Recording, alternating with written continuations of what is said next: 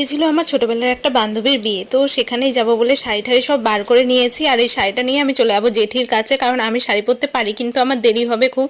তার জন্য ভাবলাম জেঠির কাছ থেকেই তাড়াতাড়ি করে পরে নিই সুন্দর করে।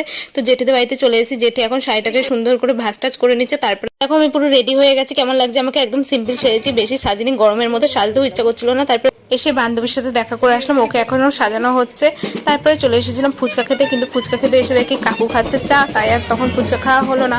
তারপরে আমার বর এখানে খাচ্ছে কফি, আমরা দুজনে মিলে একটুখানি সেলফি তুলে নিলাম। আর আমি কফি খাই না, কারণ আমার জিভ পুড়ে যায় বলে আমি কোনো বিয়ে বাড়িতেই কফিটা খাই না। তারপরে দেখো গরম গরম চিকেন পকোড়া নিয়ে নিয়েছি, ওখানে কোল্ড ড্রিঙ্কসও ছিল, কোল্ড ড্রিঙ্কসও আমি খাইনি।